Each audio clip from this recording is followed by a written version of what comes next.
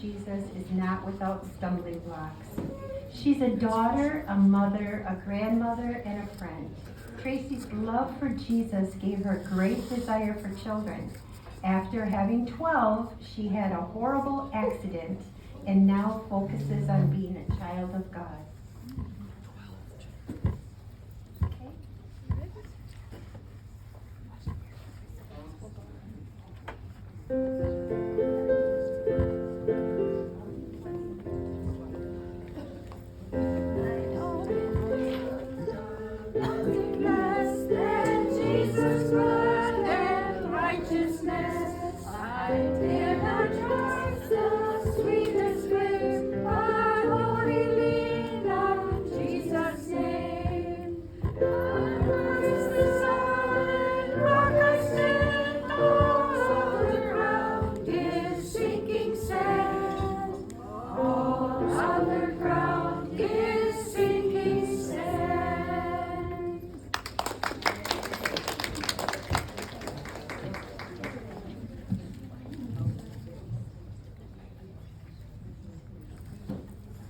And here's Tracey and Marcia.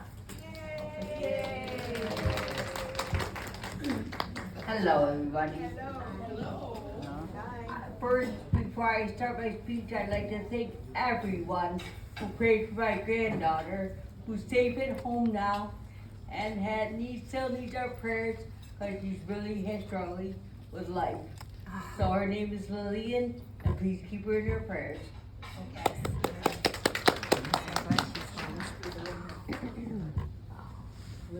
I was raised on a farm in Yorkville, Wisconsin. I was born able-bodied and sighted. I had a fabulous childhood, probably the best I've ever heard of. My mother took us to church every Sunday and one on Wednesday nights and Bible camp in the summer. The minute I heard about God, I loved Him. Had no doubt in my mind, I loved Him. So I was very fortunate to have God in my life from a very early age. Then,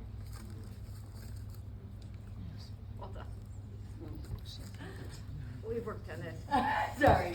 So, like I said, I lived in a farm and we had chickens and lots of horses.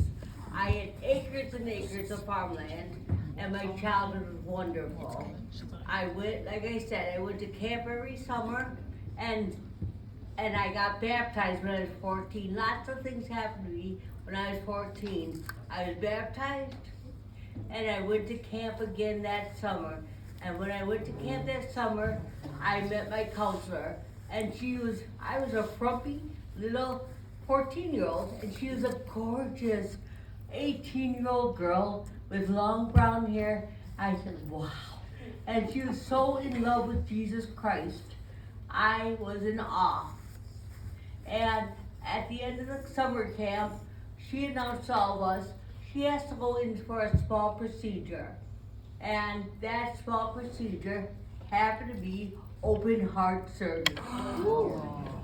So I was pen pals with her the rest of the summer, riding back and forth. I went to her house many times. We were very good friends. One day I got a letter in the mail from her address, but it was not in her handwriting. And I opened it up and said, "Dearest Tracey, Amy went in for surgery and she went home to be with the Lord." Aww. And I was devastated. I cried and cried. And I said, I was inconsolable. My grandparents still lived. I never lost anyone before in my entire life. So I went later that week to her funeral. I walked in there and I was a puddle of goo. I really was. And her mother came up to me and was consoling me. I said, wow. And they were laughing and rejoicing and singing Jesus' praises. I learned so much from that afternoon at the funeral. I said, I want that. Yes. I've loved God forever, but I want that confidence, that Jesus, I want that. So later that year I was baptized, And then my parents announced to me that they were getting divorced. My world crashed down. My mother got a job in Arizona, and my dad stayed here in Wisconsin. I moved with my little brother and I moved with my mother. I went from being a big fish in a tiny pond in Wisconsin to a tiny little fishy in a huge pond. I started high school knowing nobody, not one single soul. My 4 years there was very lonely. I was very sad.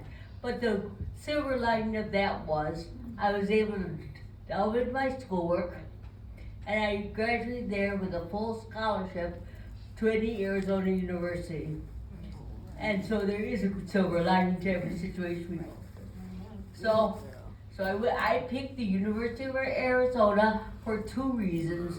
One, because it was farther away from my house, and 2, because it was cooler, very much cooler up in Tucson than it was in Phoenix.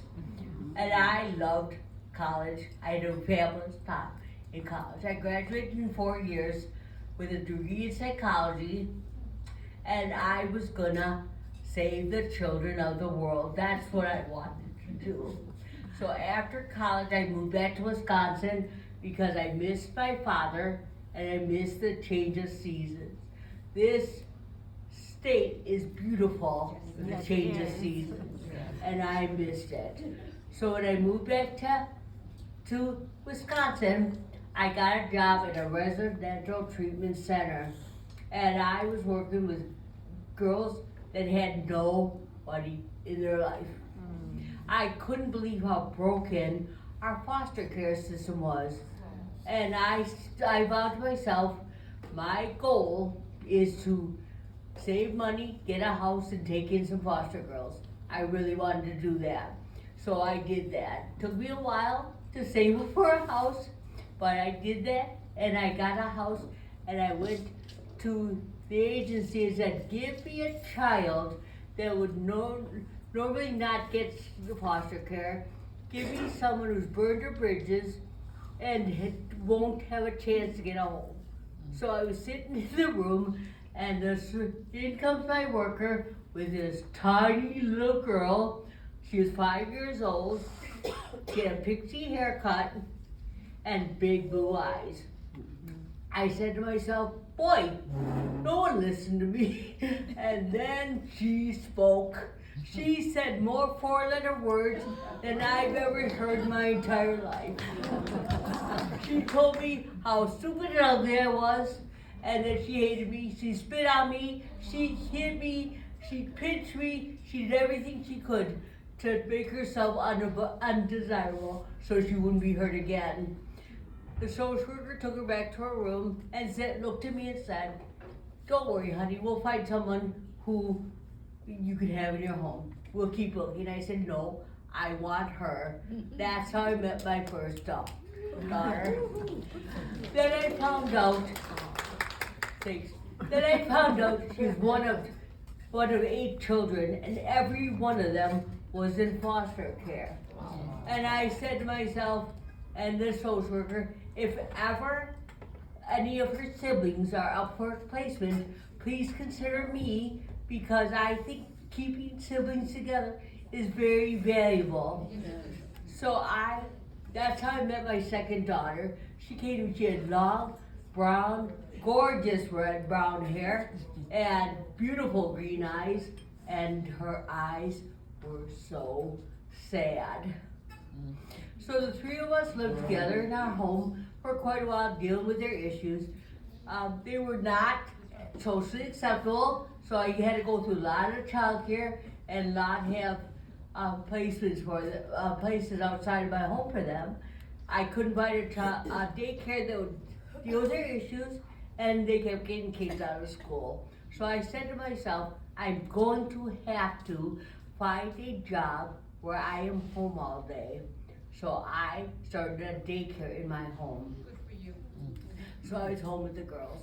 Well, then one day I got a call, and the social worker said to me, Tracey, we have this little boy, And would you consider him placed in a home? He's been through heck. He's been burned on his body, and he is starting to dissociate, which means he wasn't living in reality. And I said to myself, and talked to Jesus, I said, boy, I've never considered a boy, God. What, help me decide. And he told me, you can do it. And that's how I met my oldest son, Tyler.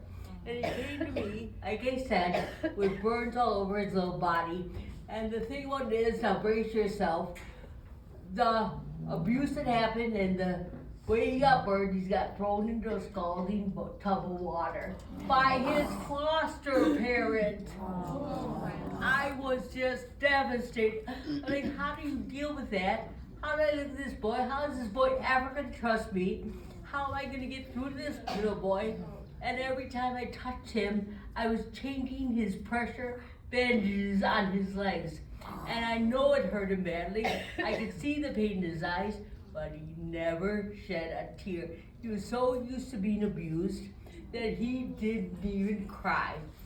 He only growled at me and stared at me and watched everything we did. When Tracey got Tyler, they asked her to house him until he was 7. Because at that time, at the age of 7, they could institutionalize him for the rest of his life. So, yeah, and to tell you a little about that, I was working in this institution part-time throughout my career, you know, and I got a job at a so-called institution. And the abuse and neglect I saw in that institution was criminal. I wanted to work there for 1 year, but I thought it'd be good for my resume. I made it 4 months. I had death threats on my car. I tried to call the police. I tried to call the news stations. I tried everything I could to tell them these kids are being abused, and nobody listened to me. And I said to myself after I was on my way home after I quit, why, Lord, did you put me through that? Now I know the faces of these little kids that are going to be haunting me the rest of my life. Why? And then I met my son Tyler. That's why. Because when they said the word institution, I said, over my dead body, will you ever go there? And he never did. Oh, that's wonderful.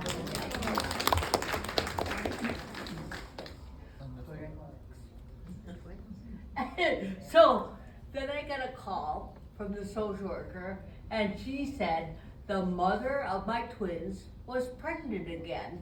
Would I take the baby? And I said, yes, I will take the baby. 3 days later, they called me and said, Tracey, are you sitting down? There's 2 of them. And I said, Lord, here we go again, but okay.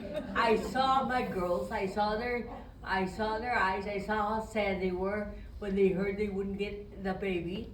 I've seen all the other kids go into foster care where I couldn't do anything to help them, and I said, sure, take the babies.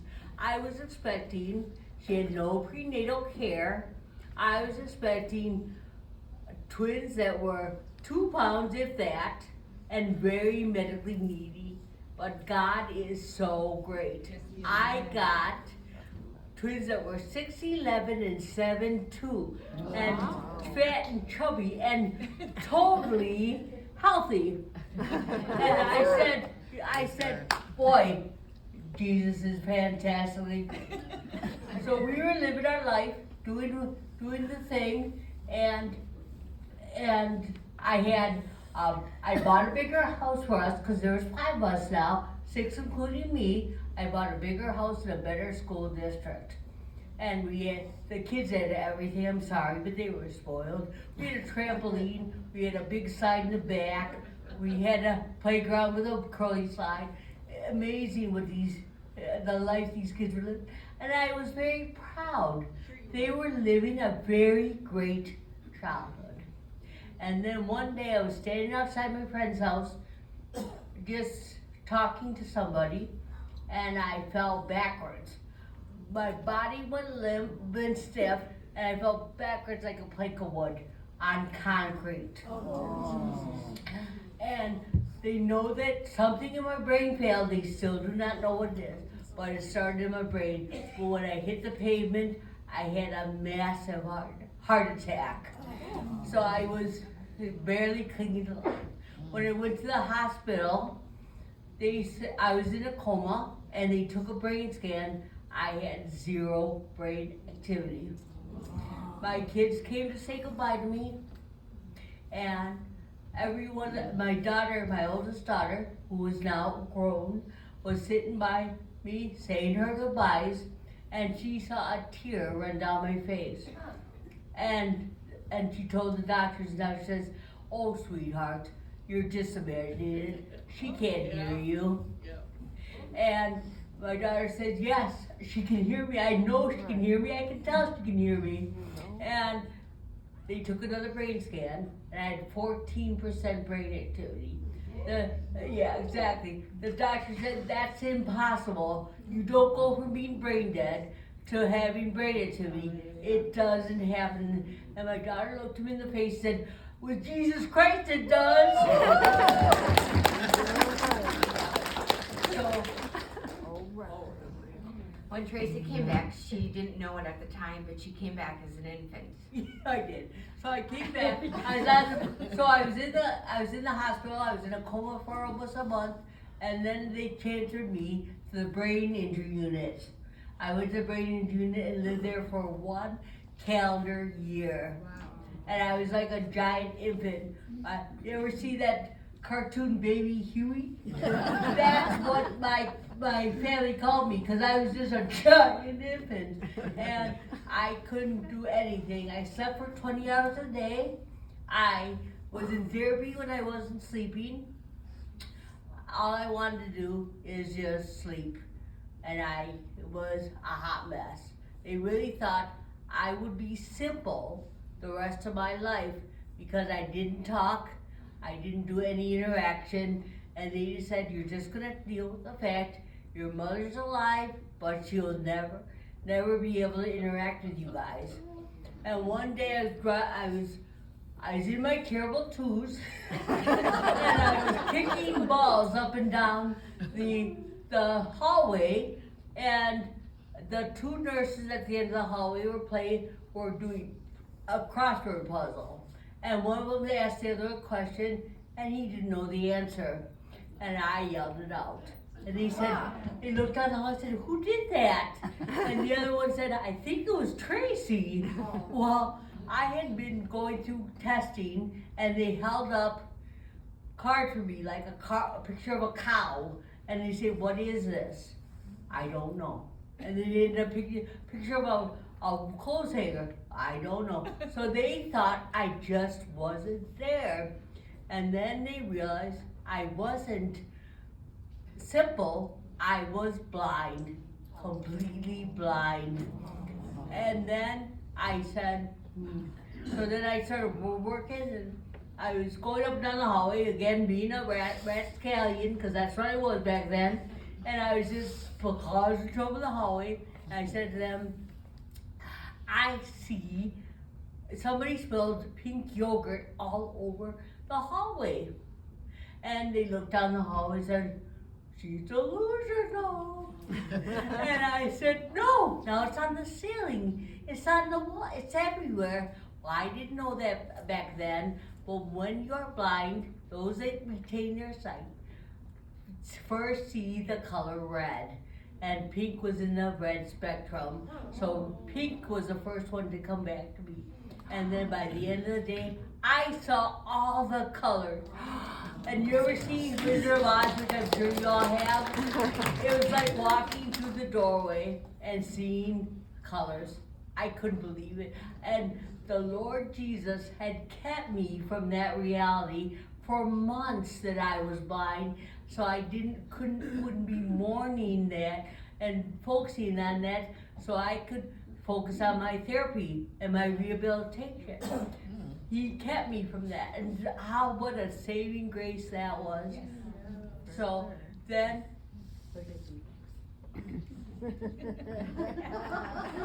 I'm sorry. We've gone over this, hold on. One of the things, when Tracey came back and she was an infant, she had to learn how to eat again and use silverware again. And, I had no control over any of my limbs. My hands would be up in the air at all times, just wailing and flailing. My legs would be doing the same. I had no control over my limbs.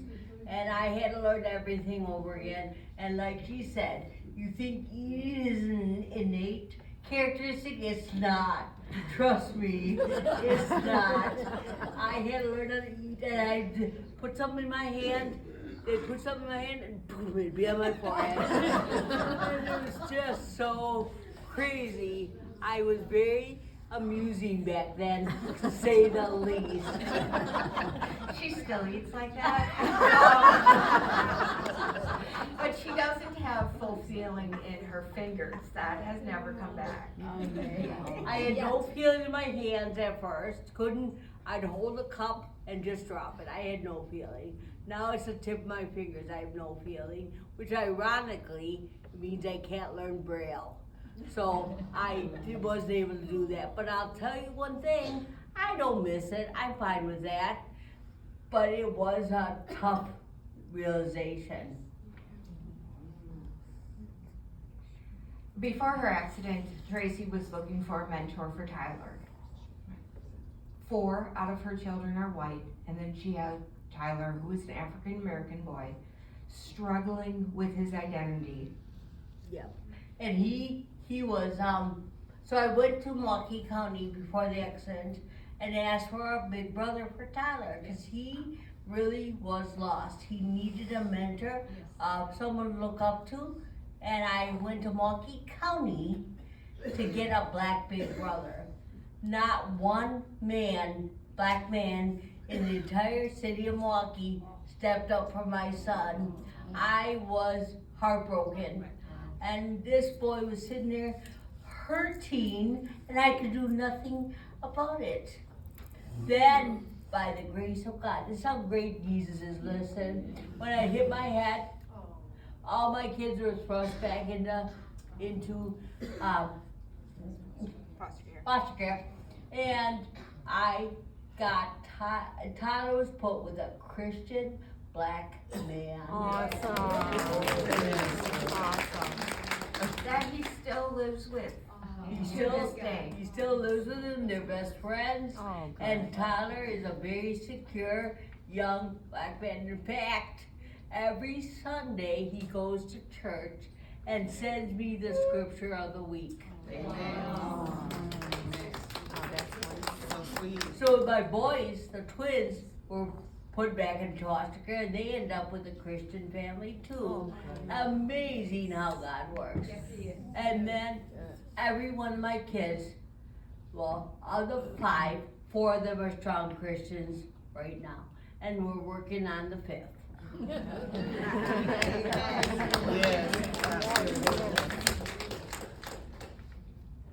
So Tracey had 12 kids through foster care and adopted 5 of them.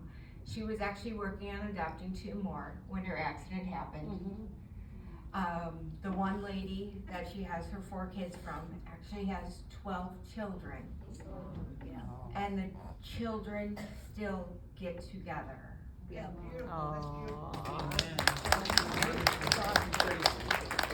So a few years ago, Tracey and I met.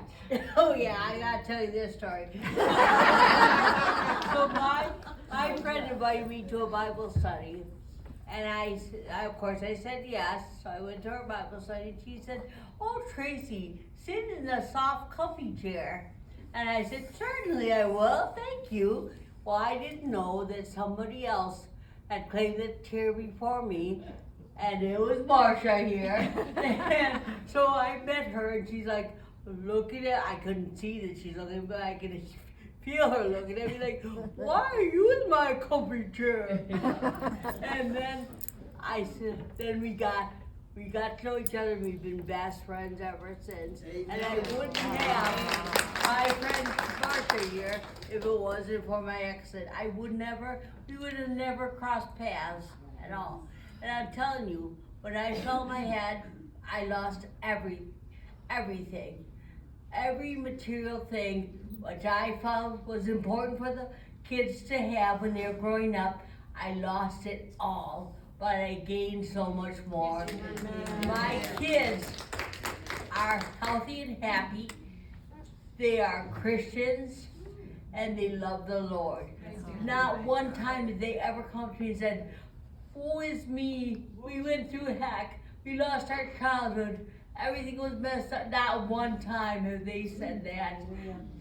My son, who's, Tyler, who's burned, is now 30 years old. He is a strong Christian man. He still has his issues, don't get me wrong, my kids still deal with issues, except for my twins. They've never had issues, but the other ones have issues, but nothing they can't handle through the love of Jesus Christ. Going on 3 years now, or about 5 years ago, I had met this amazing lady, and she has a gift of healing. And 3 years ago, I had invited Tracey to go meet with this lady. It was funny, we were in this Bible study, and I had invited everyone, and no one else went with us. And I thought, that must be what it's like not to have chronic health issues. That we can just wait for this amazing lady with this fantastic gift to come closer to us. So I went there, and I really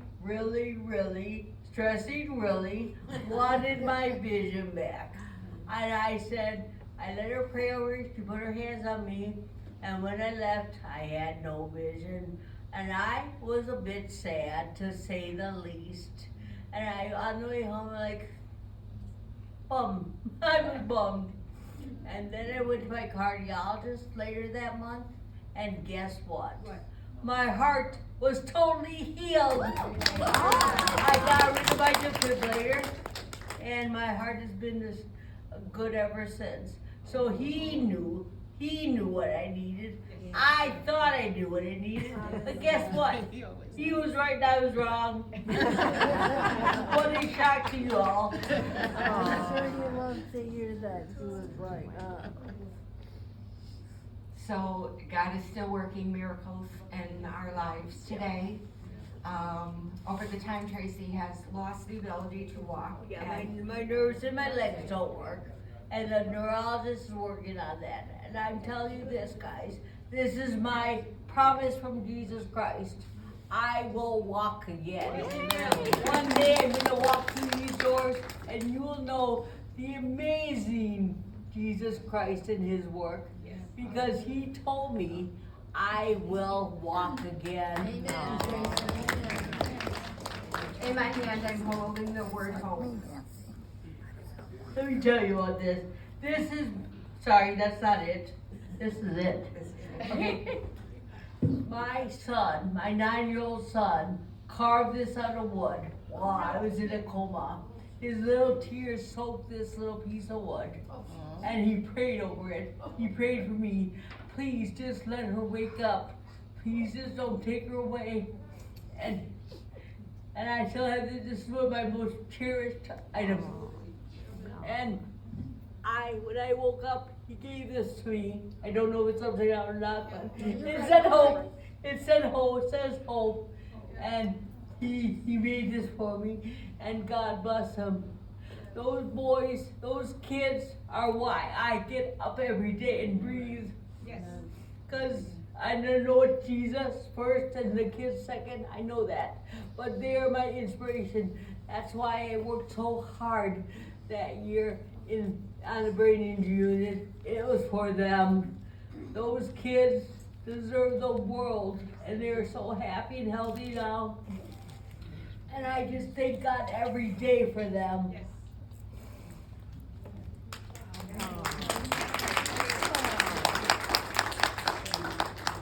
That's my story. Thanks for listening.